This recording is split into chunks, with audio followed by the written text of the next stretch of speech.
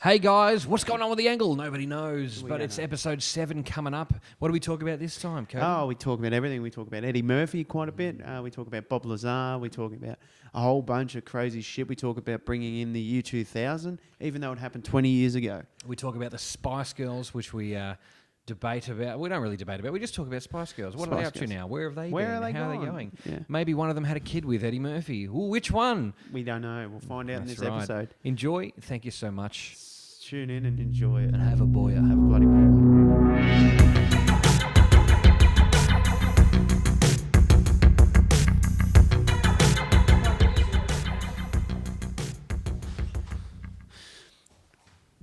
Broden's just going to find his hat before we commence the podcast. And here he is with his hat on. Welcome to Broden. Fuck. Episode 7 is here. Nice hat. I made it myself. Yeah, it's good. Yeah. What's been going on? Oh, mate, I'm feeling pretty happy. We just had our first, I don't know if this is going to, who cares anymore? We did a live stream.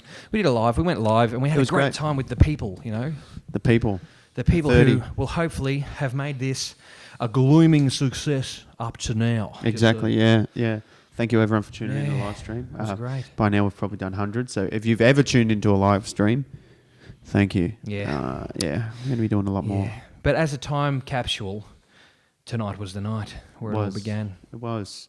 Grab some beers. Yep. We're having a beer for this podcast instead of a coffee. Love a beer. Do you mind if I crack this? Because I want to get some ASMR from that other episode. Just have a little... Just listen to this. That's brutal. And then follow it up with... That's 2. And here's the final piece.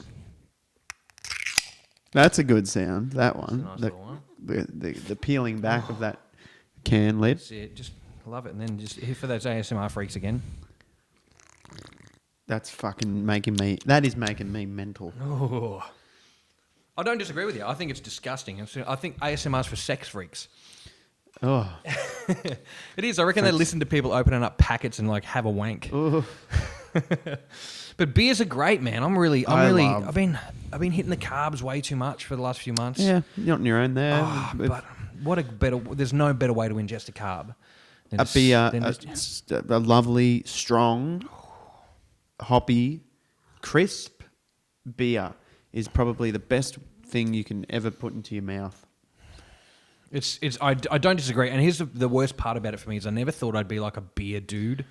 I never thought I'd because it's beer. It's for when did you get into it, and how? And look, I still don't believe I'm into it compared to some people that I know anyway. But the point with the beer is, I remember I remember my first beer. Well, I remember the first time that I got drunk, and a good friend of mine, Jordan Forster. I know he'll be checking this out at some point, and we should give his band Vessel a shout out. They're doing really well. They've been signing to labels and doing great gigs, and got a great lineup going on. Jordan actually was friends with an older brother of mine when we first met, and he came to my brother's 18th. And after my brother had smashed an entire 700ml bottle of Galliano Black and been to bed at 7:30, that's right, didn't even make his own cake. Jesus. I was put forth to provide the entertainment. And entertain I did. At 16 years of age, I had my first full 6-packer. It probably was fucking way less. It was more like 1.5. I had my first couple of Voy boys, but a couple of big old green Voy boys. A couple of Voy boys. Given to me from a bloke named Jordan, He gave us a couple of cans. We sat around the fire at a nice, cool June evening. Yeah. And I sunk them back like a bloke. And then I spent the rest of the night crying around the toilet bowl because I was just a little boy. Spewed my guts up all over this cardboard. My friend Adam was there, and he was like, "Don't worry, I got this." And ripping up the paper and just throwing it back onto the thing. It was hilarious, and I hated beer ever since. Yeah.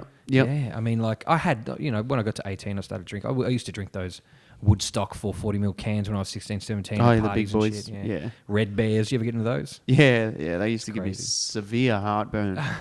Something shocking. What did you get up to when you were a teenager as far as underage went? A lot. Yeah. Yeah, a lot. A lot was going on in my upbringing. Parties, backyard. Yep. It'd pretty much be me and my friend get a box of Voy Boys or Melbourne Bitter. Yeah. a Melbourne boy. Yeah. And drink them as fast and as effectively as you can until you're running around sort of nude by the end of the night. That was a lot for me. Is nude. That's a lot too. Nude's a lot for me as well. I don't like looking at myself naked. Yeah. But there's I tell you the VB thing, right? I've got another friend Pete who loves a VB, loves it so much he's got like vintage VB shit on his walls, you know.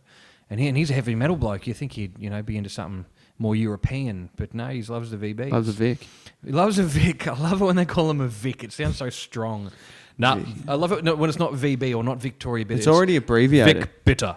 It's Vic, Vic Bitter. Love it. It brings me like just home, even though I don't like them. Vic Bitter. Yeah, Oliver, Vic, thanks. Disgusting. Fucking filth. I hate it. Pete calls them vomit bombs, VB vomit bombs. So that's where I heard that. It was funny. But Pete actually also told me, just before I get to this story about this, Pete actually told me one of the funniest things I've ever heard, which was the funniest thing he'd ever heard. Hot day. One of the blokes he work with goes, geez, mate, it's a dangerous day to be a beer. Right, yeah. That was fucking fantastic. I loved it. That was solid gold. But I've kind of lost my train of thought here. It's about a dangerous day to be a beer. Be a beer. Yeah, because you're going to get drunk, mate. Yeah, you're going to be the beer. Get bloody drinked. You're in trouble. I've completely lost my train of thought. You're talking about Pete, yeah. and beers and VBs. VBs. Much loves VBs. So, who fucking cares? Oh, yeah. Anyway. We'll watch this back in a few weeks and we'll find out. It's all right. It'll come back to you. It'll come back to me. It probably won't. Normally, when I'm off, I'm off. Lately, I like beers that come from like a craft beer sort of world. Yeah. IPA. I'm drinking one right now. So, a Colonial likewise. IPA. It's absolutely delicious.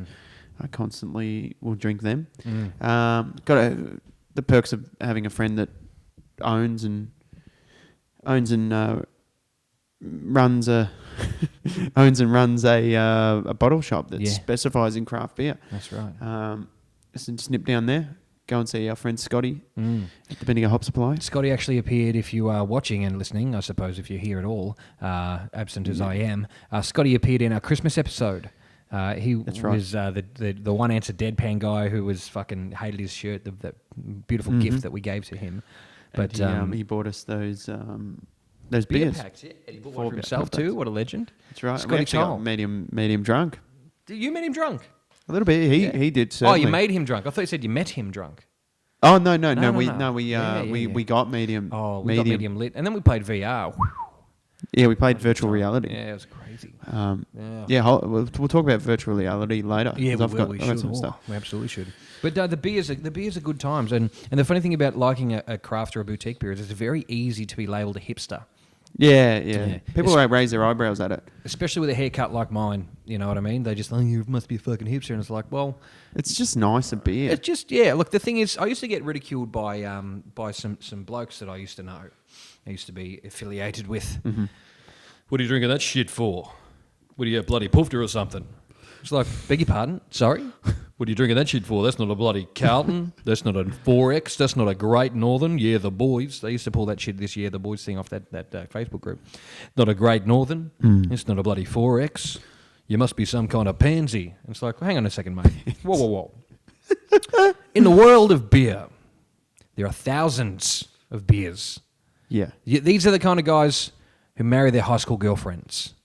There are thousands of beers. You will have many more girlfriends. Pick a good one if you want to stick with one. You know what I mean? Sorry, this is like my whimsical fucking life advice. You're talking like a wizard. Yeah, but like... it's like a riddle. That's right. I would say to these guys, I'm like, look, I don't have to stick to the same beer. You don't have to pick one. I'd have a different one every time and just give it a shot. If you don't like it, you fucking finish the can because you're a big boy and you eat what's on your plate. Yeah. You just never fucking get it again. You keep a mental note. Oh, that can, that was shit. I just like how they're like, it's not a real... It's not a... a real beer. The stigma, it's not even a bloody real beer.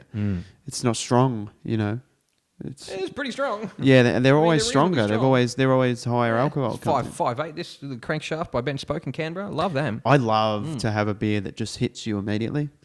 Like you finish the can, you're like, whoo!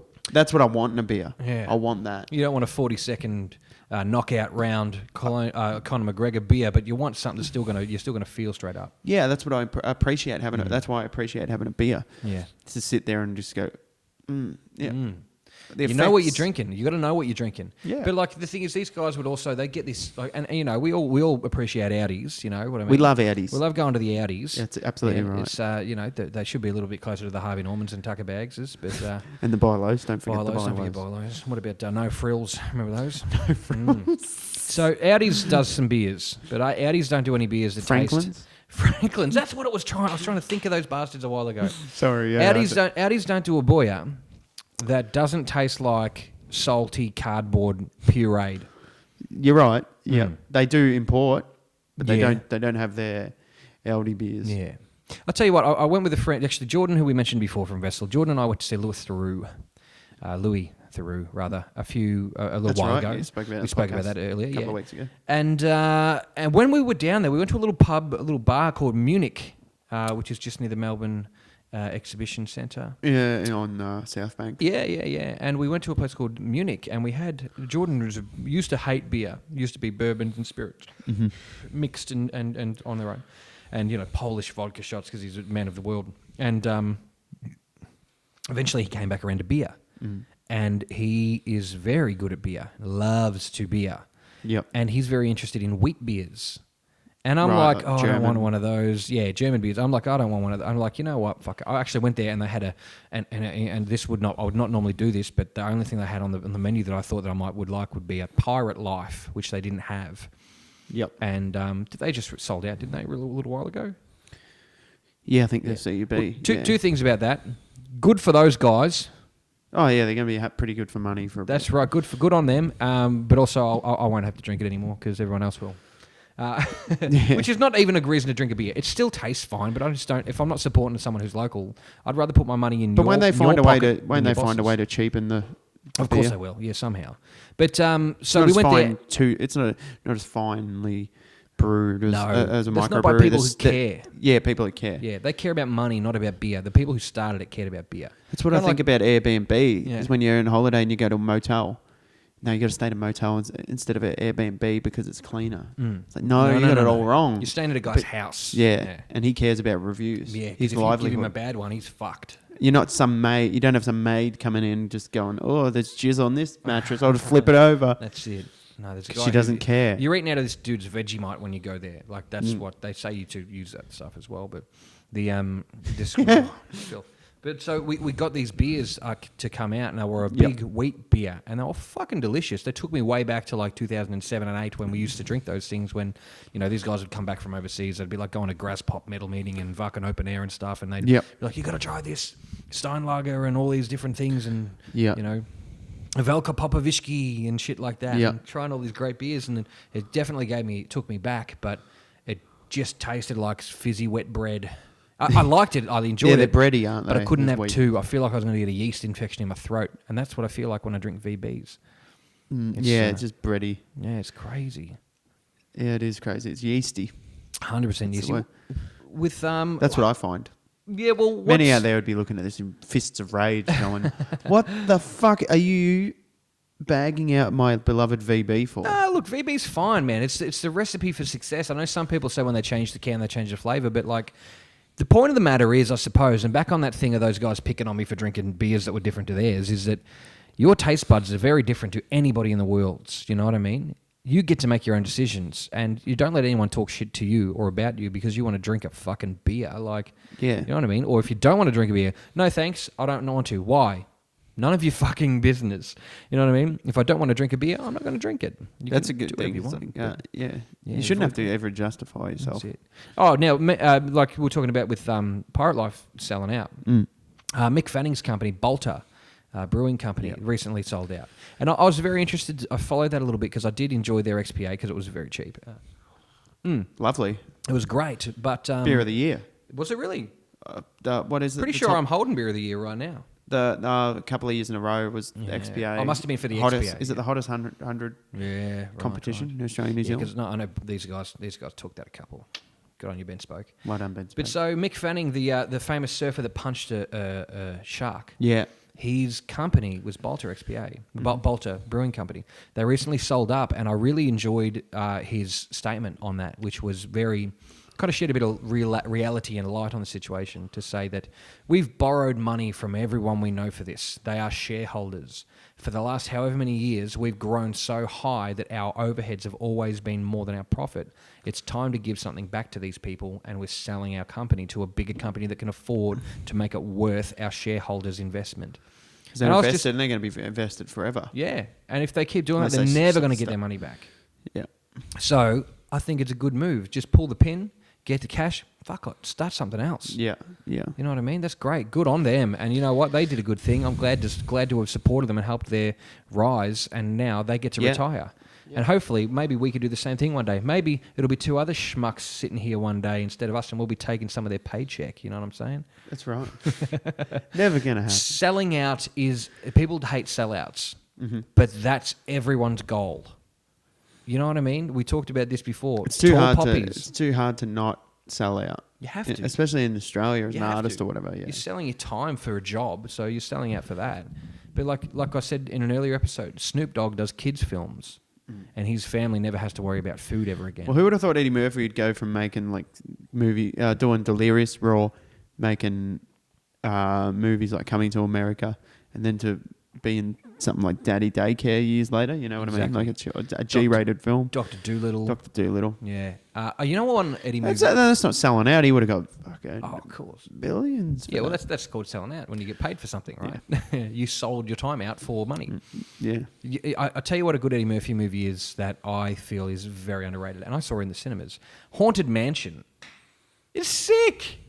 It's your style. I love it. You know why? Because it was like that Michael Jackson video clip where it was like that haunted joint and they come in and they're like, we want you out and that stuff. And Michael Jackson does some dances for him as a skeleton. It's your kind of thing. I loved it. I reckon it was great. It's right up your alley. Oh, I loved it. Fantastic. Everyone should watch that. Go and watch Haunted Mansion. One of the...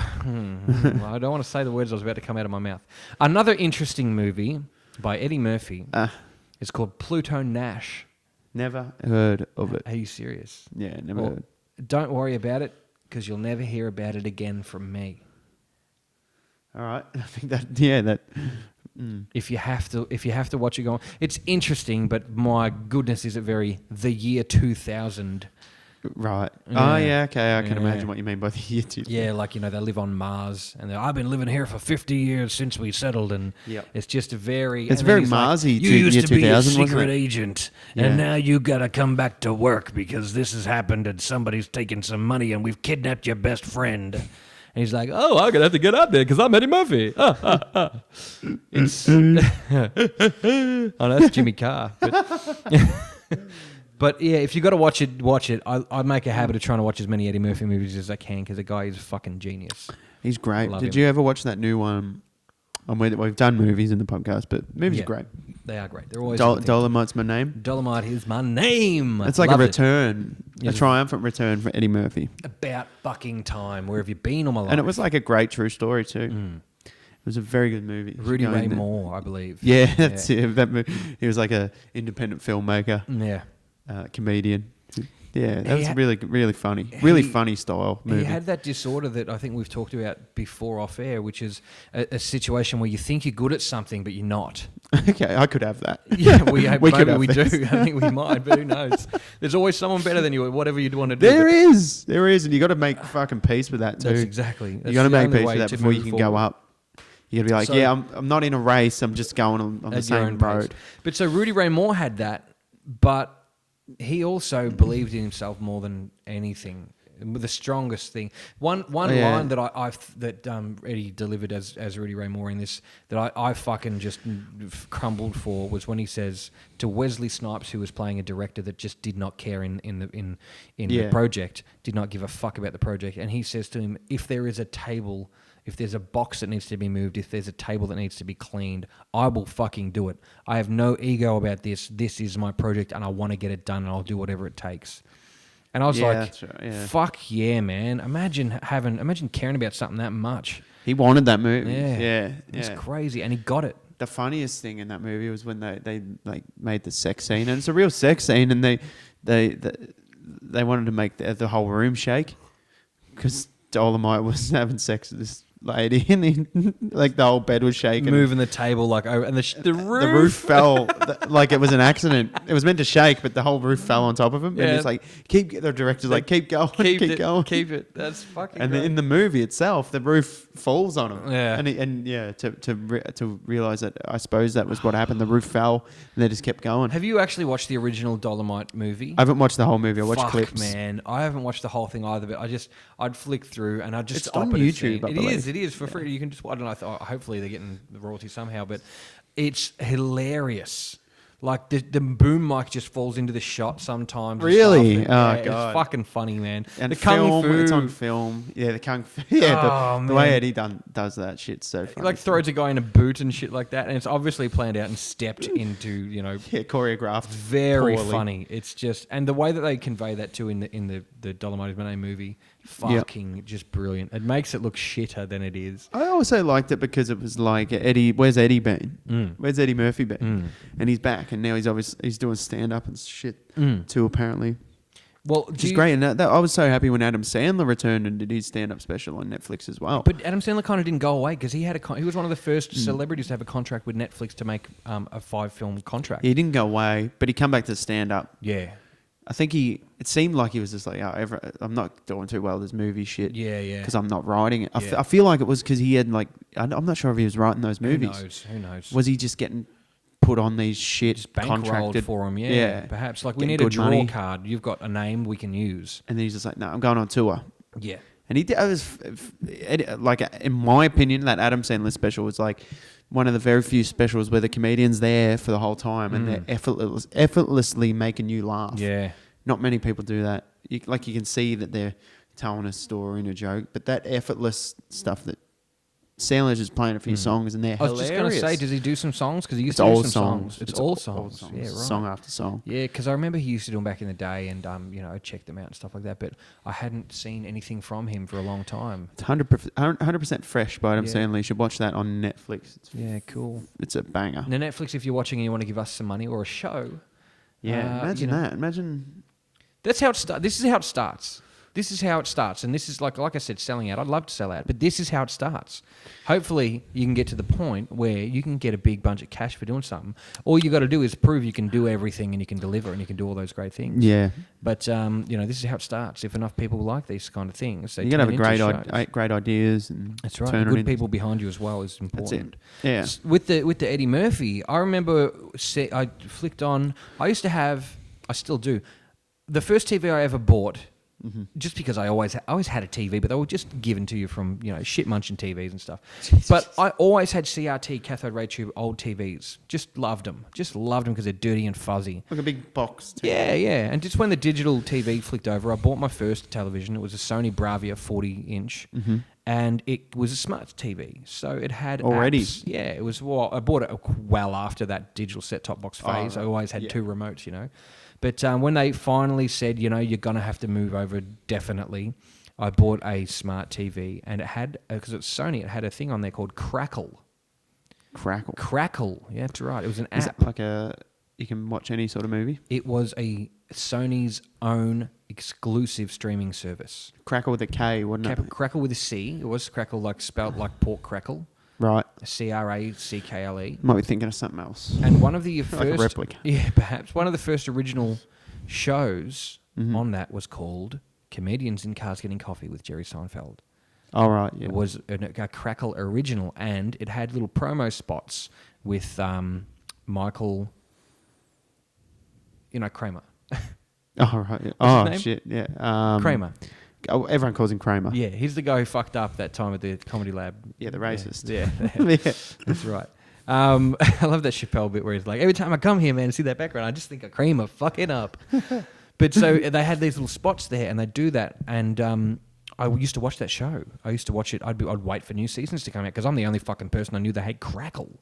Yeah. And then it went to Netflix, and it was only a select few things. Was it the same thing? Was Crackle exactly bought out by Netflix? And it's the same thing? No, Sony's still on Crackle. They just bought the rights to this show. Okay. And so... I remember when Comedians in Cars first came out. On Netflix? No, he was just... I follow Jerry Seinfeld on Twitter. Yeah, and he was constantly sharing it. And no one had Netflix in Australia, at least. But yeah, because that's what I'm saying is it was Crackle paid to have the original ones made. Yep.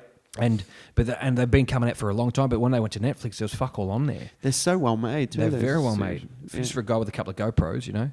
GoPros in his car, and then they've got people just filming the car and the interaction. So flicking on Netflix, who's sitting in the car this week? Eddie Murphy. I'm like, Eddie Murphy? Yeah. What's he doing? It's a good episode. It's a bit longer than usual. It's so fucking good. Yeah. And not long after that, he was inducted into the Mark Twain. He won the Mark Twain Prize. Yeah. And he gets up on stage to his acceptance speech and fucking kills it. Yeah. Making jokes about Bill Cosby, talking about Hannibal Buress and shit like that. What happened to Hannibal? No, he's the one. Hannibal Buress is the one who ended up getting Bill Cosby essentially put in jail because he's the one who first started saying, "Yeah, he's a rapist." Bill Cosby's a rapist, and people were going, "Ooh," and he's like, "No, man, he's a rapist. He date rapes people," and just like said it.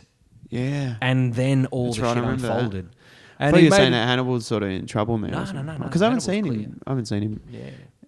He was real popular on Netflix for a bit, and then sort of he's just gone away. Are we talking about Bill Cosby or Hannibal Buress? Hannibal. Yeah. He just didn't do. He just Bill did go away. Yeah, Bill did go away. Thank fuck for that. One of the most prolific of his time, apparently. Yeah, that's what they say. He's like the most serious, the worst case of serial sex offense. Yeah. And he's just most rapes could be credited with the most rapes. But imagine how that's just Bill Cosby. Fucking. What about the aggressive? You know what I mean? Non-celebrities, not in the public eye. Well, not only that, but I think more so celebrities because of situations like Jimmy Savile, for example, who was waving it in people's faces. He was touching up kids and stuff. And he just didn't even care anymore. He had a room. Jimmy Savile, really? Yeah, Jimmy Savile in the UK. We talked about Louis Theroux a while ago. He did a couple of weeks where he spent with him, and then he did another follow-up, which I haven't seen yet. In jail?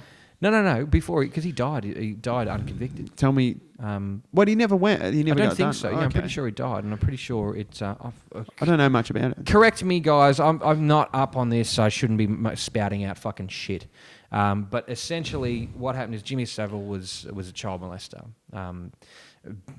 and worse. And basically, he had because he donated so much to charity, prolifically to charity, he had his own wing named after him at the like Royal London Hospital or some shit somewhere, and he had his own room there where he'd go and stay sometimes, and he'd like take the kids in there and stuff, and people knew about it, and he was just waving it in their face like he just didn't care because he was so powerful because of how much money he would give to these things, and people wouldn't say anything.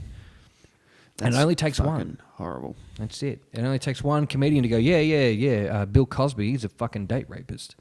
And then start going, Hannibal said it. Now maybe I'll say it. And if you know a date rapist, fucking say their name and say it to someone. Say it. Just, put them out there. Fuck them. That's what you get. You shouldn't be doing that shit. Go to jail. Bye-bye. Dogs. Dog bastards. Not dogs. No, dogs are lovely. We spoke about These people are lower than that. We spoke about it. Yeah. Pond scum. Pieces of shit. Yeah, even pond scum has an ecological purpose. It does, yeah. So, just low. Don't do that stuff. Go and have a wank instead. Don't do that. Like,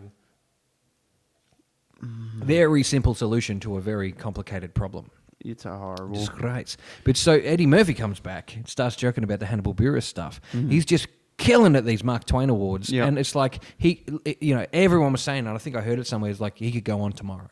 I'd go see him tomorrow and he'd be ready. And he's always saying, I'll get up there soon. He seems like fucking he made his money and he just chills out. He made his money when he was 23 years old.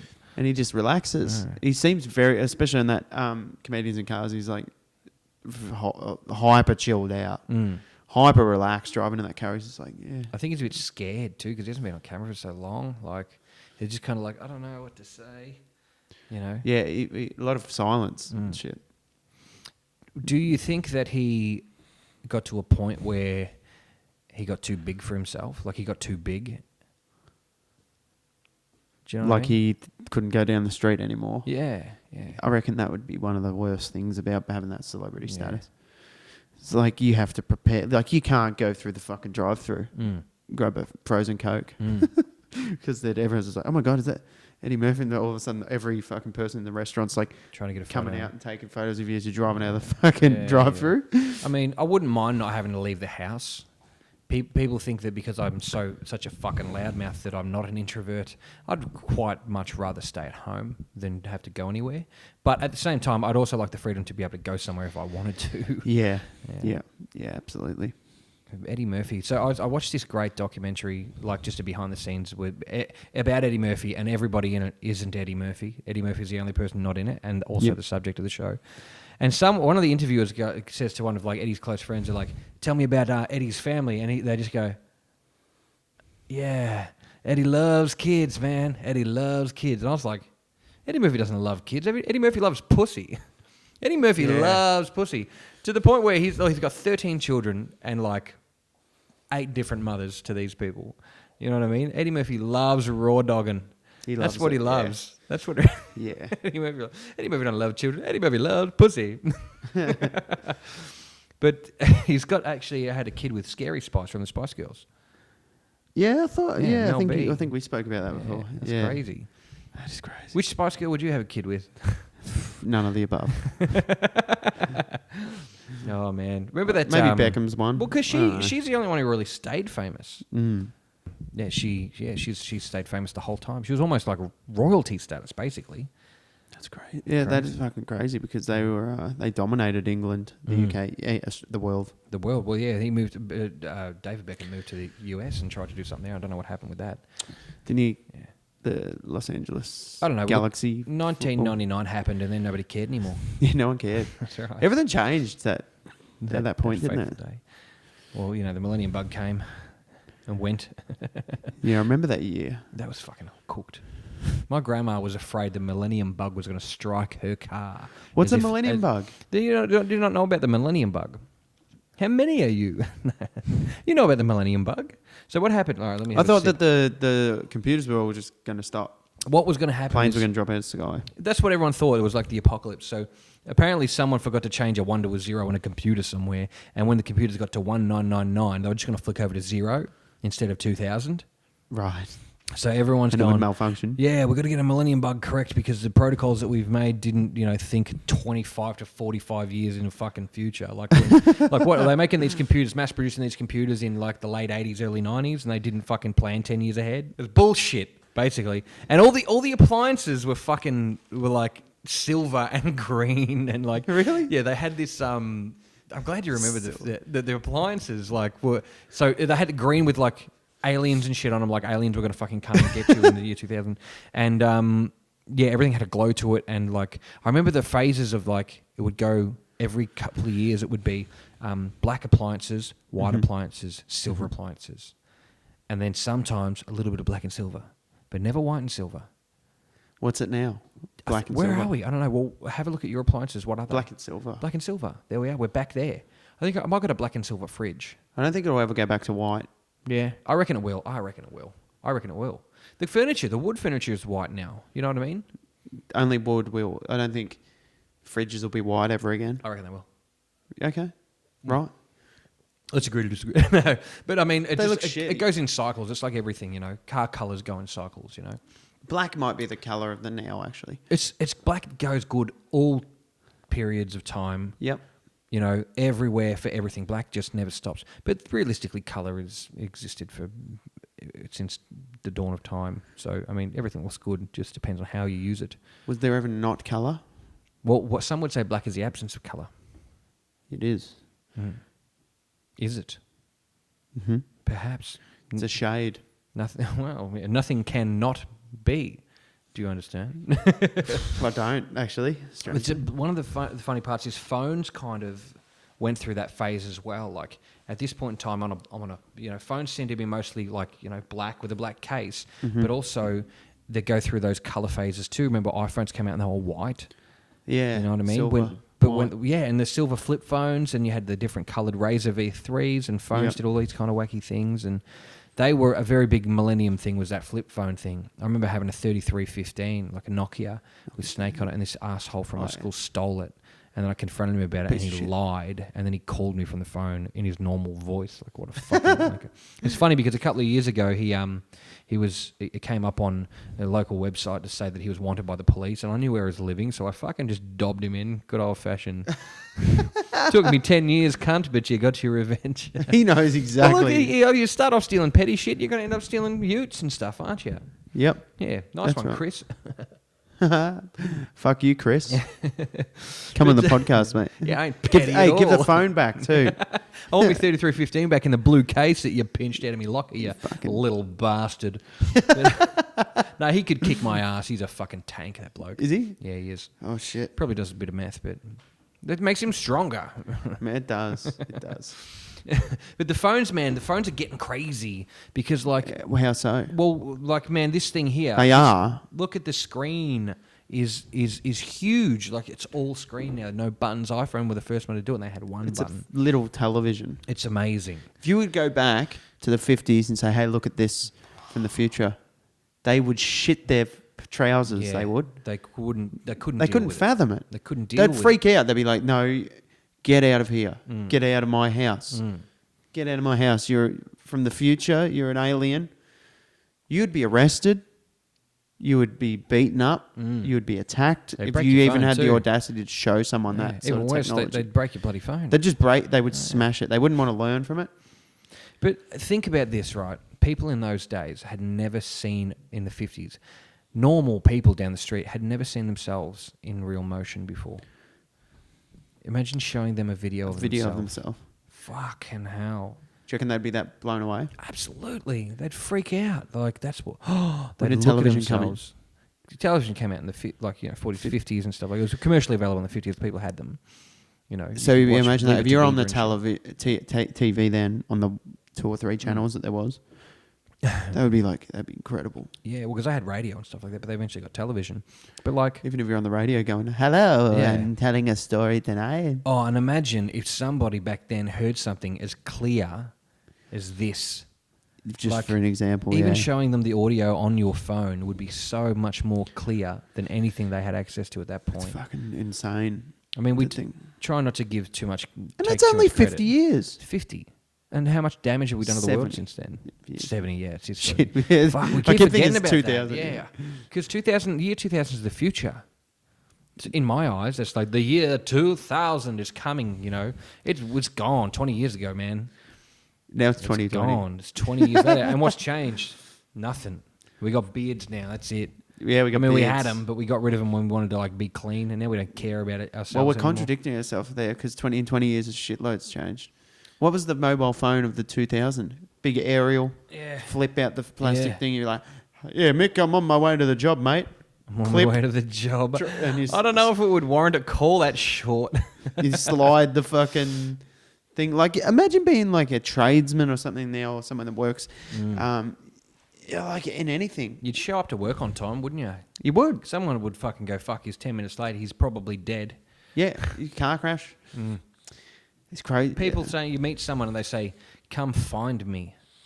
Come find me. And you're like, what? How do I do that? I haven't got my fucking phone. I can't look you up and stalk your fucking life.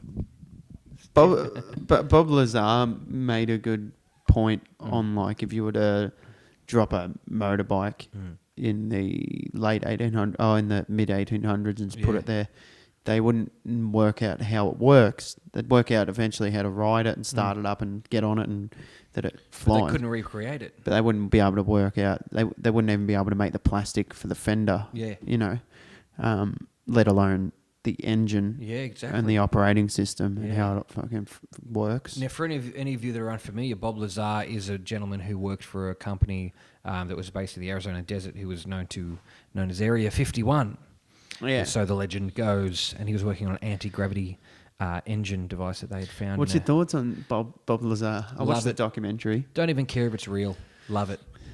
Yeah, it's a good story nonetheless. great. They should make a movie about him. Oh, I'd watch it. I'd watch it. I watched everything I can find about Bob Lazar. I love it. Yeah, I love it. I get lost in that shit. But I don't like And Bob he's just Lazar yeah, says, I went in there and they had this spacecraft and I went in the thing and it's like everything looked kind of like melted wax, you know? yeah, that was a good Yeah. description. That freaked me out. I was like, You're imagining it's haunting how because his face looks like what he's describing. and you went in there and it was just so otherworldly. But you know how he's like grey hair and the glasses are on? He just looks like a Madame Tussauds thing that's been hit with a heater for a little bit too long. He's kind of melted, isn't he? It He's looks got a big kind of wide like my mouth. face. There was no corners. It was everything flowed into each other, and like kind of like your face, man. Bob. Everything had a curvature. But what I really like, the one thing that Bob Lazar said, which I didn't realize until that point, sums me up perfectly. He goes, I don't even care if there's aliens. I'm interested in the technology. That's the prize to me. Yeah, that's pretty cool. And I'm like, yeah, I can get, that's what I'm trying to say. He said it. He doesn't say there's aliens. No, does he goes, I don't care if there is. He just Yeah. wants the fucking anti-gravity. He reckons he saw one though. Yeah. He saw. Oh, he said He saw a went figure, back a on small it. He figure. went back on it, but he did say that he saw something in a room. But he only looked at it for a split second. Oh, the creepy part, the creepiest part, when they 3 little seats in around this little thing in the center, Yeah. and then they have this thing that he may or may not have seen, that they called the kids. Yeah, they referred to him as the kids. That's But- fucked up, man. Well, I don't want to. I don't like they're here. But imagine if he's right, like he's and because you know, there's a fair chance he's crazy and he's always been crazy. But there's a lot. Very I feel stably like there's crazy. I think there's an even bigger chance he wasn't crazy because he was very intelligent. What was he? He's like Physicist. a physicist. He built the car, the rockets on the Hyundai jet engine. Yeah, jet propulsion. Yeah, on the car. He did all that, and they tried to discredit him for that and stuff. And So he did do it. Why are they discrediting him? You know? But that's the best part about his story is, I suppose, the only reason that he's kind of telling it is, I think he's in a bit of fear for his life. It's ruined his life. It has. And And they revealed to him that his wife was Fucking around. fucking around, but he's still with her. Yeah. Yes, but I But don't know. I'm sure once he explained what was going on, you know, like, no, because the reason she was fucking around is because he was getting calls at like 11 o'clock at night to say that, you know, you're going to have to come in to work, and he's leaving to go to work. So she thought he was fucking off to bang hookers or something. Yes. Yeah. So she obviously started screwing around with this pilot guy that she knew or whatever, flight instructor or something like that. yeah. And horrible. yeah, what a shit. It sounds like a bad fucking, you know, Neighbours episode or something like I'm that. surprised he didn't he probably did Bob. get real depressed about it. Yeah, I'm That's sure horrible. he did. I mean, like, he doesn't strike me as the kind of fighting type. He's like, well, I guess you're having sex with my wife. You're gonna have to stop doing that, or I've seen the aliens. You know, he was I'm working with aliens. Yeah, that's right. But the problem with him was that he went there and he worked for like 6 months or something. Figured out that they were doing flights in these things. This is how the story goes anyway. Yeah, they were doing flights, scheduled test flights, and they were invited to go and watch to work out how the thing works. And he decided to go out there with his friends and take his friends because he was pissed off at them, I think. Because they didn't call him back in for a little while. Yeah, so he's just like, so I he's got the fuck, schedule. I suppose, they're never going to hold me back. Maybe they're going to kill me. I better tell my friends about this just in case I die. Yeah. Because Have any of his friends ever come out, or they want to probably... a couple have it. It ruins their lives, so they stop. But I think the reason they stopped calling him How's it in, ruin their life? Like the FBI get involved? because the FBI get involved. The Secret Service and all these people with Area 51 go, if you talk about Bob Lazar, you better not do that because we're going to make sure you never get a home loan, your kids are fucking kicked out of school, this happens, we're just going to systematically fuck bits of your life until you don't want to talk about Bob Lazar anymore. And so the reason that they stopped calling him is because they had found out that his wife was screwing around, and part of having access to that stuff that they were doing is having a stable home life, so that you know that this person's less likely to go, well, my wife's leaving me, I don't care anymore, I'm going to fucking reveal all the secrets. Which eventually actually pretty much literally happened, except he didn't know his wife was screwing around until that night where he took his friends in a barbecue out to watch these test flights, and then they showed up. They fucking crept up on him. Crept up on him. Yeah, shit. But if they wanted to kill him, he'd be dead. Yeah. He would have been dead a long time ago. Yeah, yeah. 100%. But the denial, even like the thing that kind of legitimizes the story a little bit too is they denied that Area 51 even existed until like Bush. Mm-hmm. You know what I mean? Like until, that's not long ago, man. That's like 10, 15 years. Like, again, fact Really, check they me. divide. Fact check me on this one, please do. They denied it. They like Area 51 didn't exist officially. Yeah. You know what I mean? And until someone said something about Area 51, they're like, hang on, did you just say Area 51 exists? He's like, well, yeah. It's official. It's not called that though. Like they call it blah blah blah mountain or something. You know, like it's the Area 51. That's the Area 51 base. That's known as the Area 51 base. Yep. But yeah, fact check me on that. Love to hear what the truth is, if anyone actually knows. Yep. The truth is out there, as they say. But who knows, mate? I'm just some guy drinking some of the finest Canberra-made crankshaft brewery, crankshaft by Ben Spoke. Nice brew, an IPA. Have a good time. What are you smashing there, Cody? I'm having a Colonial IPA. Now, where are Colonial IPAs made? In Australia. Yeah, that's fantastic. They're canned in at the Colonial Brewing Company in Margaret River. Where's Margaret River? In Western Australia. It sounds like a Cold Chisel song. Margaret River. Yeah, exactly. Something like that, yeah. That's it. Is that how it goes? Oh, it has to go like that. Yeah, fantastic. Margaret River, indeed. But I understand that the technology's got to the point where you can do virtual reality on your phone now. Is that an alien technology? Do you think? Because it's very immersive. Yeah, it is. It is immersive. Yeah. But I don't know. Is it alien? Is it alien or is it just kind of like freaky modern optics? Modern optics. You reckon? It's freaky, especially when you get the sound. Yeah. And everything. Yeah. It's going to be a crazy time when they perfect it to the level that they've perfected the PS4 and stuff where it's at now, or even PC. Yeah. To the level of detail in the graphics and stuff like that, and just even people won't want to leave it. Oh yeah, when it's that real, because it'll be better than their life. It'll be a Black Mirror episode for sure. Even the night that we did the Christmas episode with Scotty. Yeah. And we had a bit of a play on that. I was having such a good... You put me in the flight simulator. That's my favourite. Even though it's a little bit Dreamcasty, it looks like a Sega Dreamcast. It's blocky and it's a cartoon. But you still feel it. Oh, yeah. And every turn that I took, I felt in my ears, my ears moving. I'm just getting a chill thinking about it. Yeah, yeah. But what... and you feel like you're off the ground. That's the crazy 100%. I could look out the window and I felt like I was really in control of that thing. And even to the point where when you pull up, when you're about to go down, you feel your sphincter move up. Whoa, you know what I mean? Yeah. That's right. Fantastic. It's very detailed. And you flick the switches and touch the buttons to start the plane and pull the throttle. And I never have any idea, so you got to walk me through all that. Yeah. It's very interactive. Like there's ones where it's more realistic and it's a story-based game and, things are slowed down and you have to catch a gun mid-air in slow motion and pull it on the guy, like turn around and pull it and shoot it and do stuff like that, or load the gun, physically load the gun. And when you're looking at it through your visuals, you're just like, it looks like I'm loading a handgun, and you've got to aim down the sights. You can have like a laser pointing at where you're aiming, or you can not have that. Just have a gun. What's this game?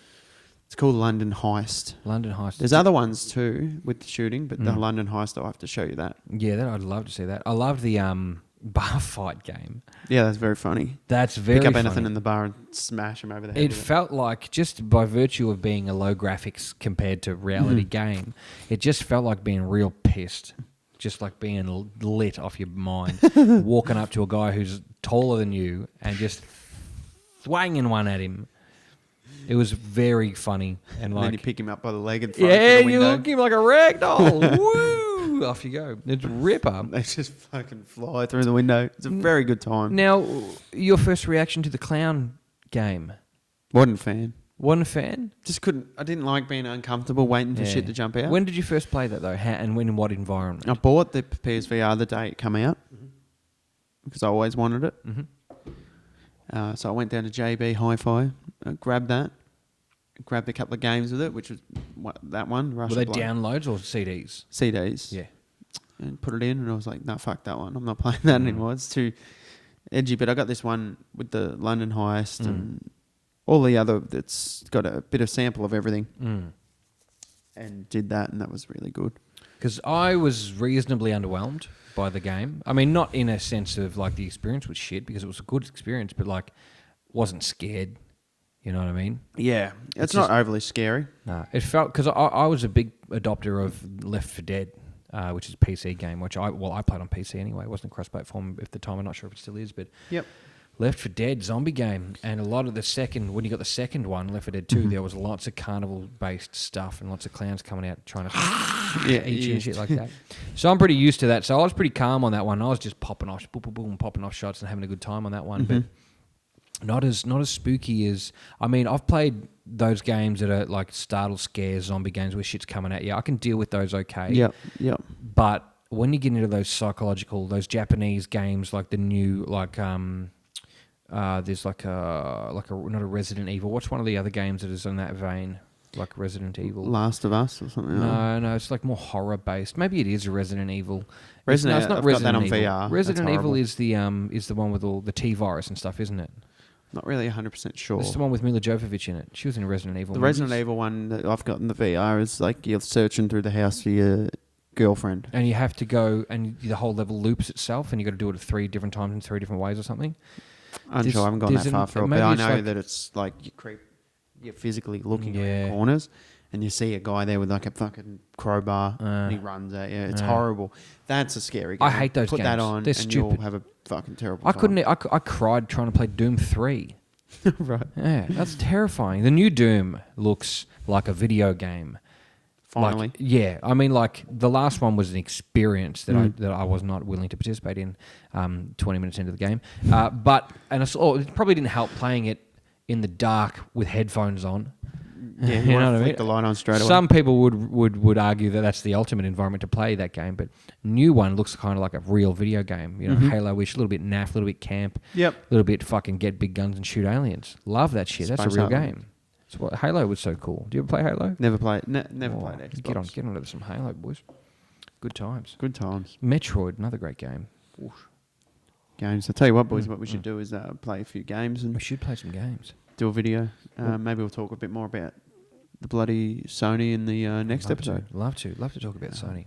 But a bit of a Sony fan, so yeah, fantastic. Well, I suppose we should wrap it up, Cody. I think so. Yeah, we're it's getting late here. That's it.